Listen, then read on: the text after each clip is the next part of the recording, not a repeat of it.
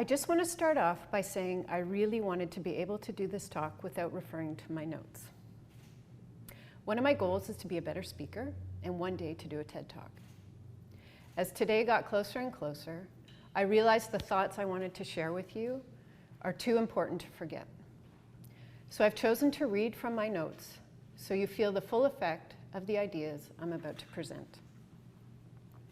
I love taking big ideas that evoke strong feelings and boil them down to the least amount of words possible. So if I had more time, this talk would come out to be one tweet. This is exactly the challenge I am presenting to you today, to take that complex, unique person you are and drill down into the feelings that drive what you do and create a clear, purposeful statement defining why you do what you do. The title of this talk was conceived a year ago. I had a strong feeling that it was important, but I didn't yet have the words for it. I knew I needed at least a year to study it, understand it, practice it, and take it apart and build it into this talk. You are your most creative challenge. If by the end of this talk you choose to accept the challenge, the work you put into it will provide you with many rewards, including the compass to guide you through your career and life map. You know when people ask you to remember a time in your life, an image burned into your mind that you can't let go of? I have one of those. It's me sitting alone at my desk with hunched shoulders, staring at my laptop, paralyzed by my own shame. It was the fall of 2013, and I found myself $130,000 in debt with no clear path out. I was desperate for help, empathy, and understanding. Now, it's not what I did that brought on the result of this personal financial crisis. It's why I did it, that I now look back on with a clear understanding of how I ended up alone, frozen, and loathing myself. 2 years prior to that moment, I had reached out to someone in the industry who I thought was a worthy rival. Although we might be trying to attract the same clientele, I was hoping we could work together to help each other move forward. What I received on the other end of the line was someone who did not want to play together. They wanted complete control, and they were out to win. Their words at that time were hurtful and belittling, and my course of action to prove them I was more than what they thought I was to go head to head with them in their field of expertise and embark on a new project to prove them wrong. Why did I do this? I wanted revenge. What did I want to happen? I wanted to win. Well, I didn't win. In fact, not only did I lose, but the people who trusted me, who were trying to help me get my revenge, were waiting for the tens of thousands of dollars I owed them.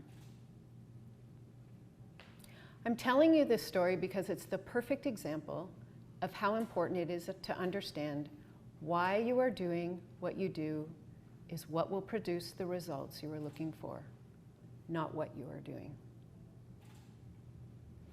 I have had 2 different careers.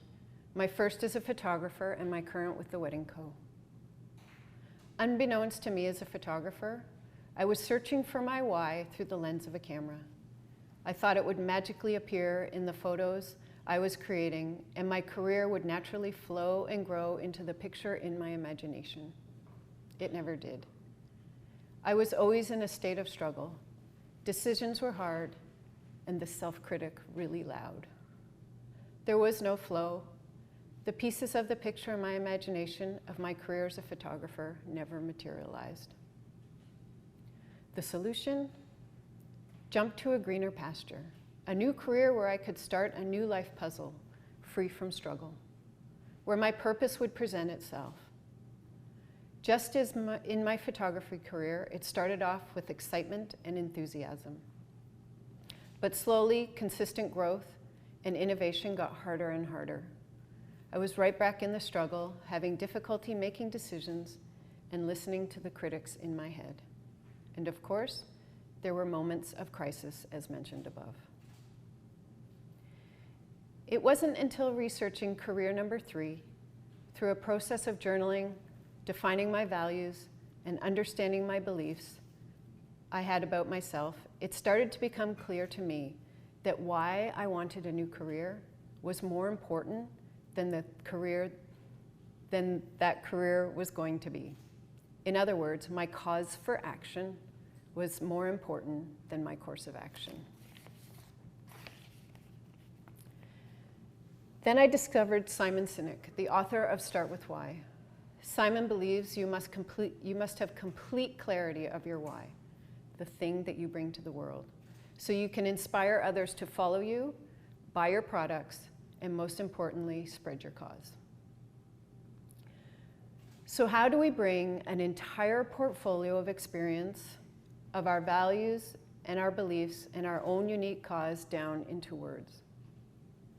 Unfortunately, the part of the brain where your why lives has no language. It is the part of the brain that is responsible for feelings, human behavior, decision-making. So to put your why into words is no easy task. There are many ways to create your why. My methods of finding the words for my why are simple. I study the words of those who inspire me in the industry I am passionate about. When I come across a word that evokes a strong feeling, I research it, define it, redefine it, and try it in my statement. For example, I read a book called Braided Sweetgrass, Indigenous Wisdom, Scientific Knowledge, and the Teaching of Plants by Robin Wall Kimmerer. The author uses the word in spirit. The Merriam-Webster Dictionary defines in spirit as to fill with spirit. The word evoked such a strong feeling in me, I knew it was important. I even made up my own definition for it, to connect with something they already know. As for studying my industry, I study leadership and specifically self-leadership. I read books and listen to podcasts by leaders such as Brené Brown, Simon Sinek, and Doug Conant, and many more.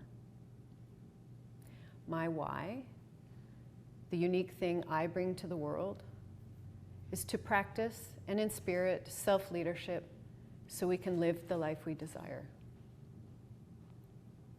To actually construct my statement, I used an easy formula from Simon Sinek. A why statement always starts with to and ends with so. The to is the action or your superpower, and the so is the impact you will have. It is infinite and inspires you. So I choose to practice and in spirit self-leadership so we can live the life we desire.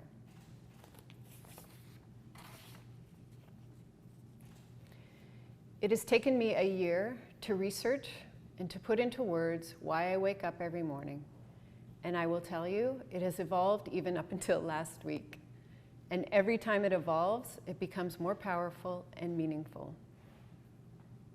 The important thing to remember about your why is that it's not created for everyone to easily understand. It is not a traditional elevator pitch based on what you do. It is your unique guiding star that will attract those who believe in your cause, and in turn, they will attract others. It's your best marketing tool. And it's always there when you need it to slow the pieces of the puzzle you are trying to put together to create the future in your imagination.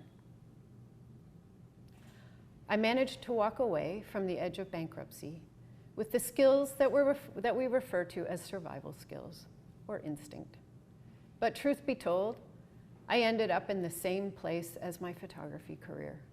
I still couldn't move beyond my own glass ceiling and put words to why I was waking up every day. So after a year of challenging myself to define my cause, I have the words I repeat to myself every day to remind me of the thing my unique self will bring to the world. So before you jump to the next career, procrastinate making a tough decision, or get paralyzed by the critics, remember, life is an infinite game. There are no winners, so create your why and let it guide you to the life you desire. Thank you.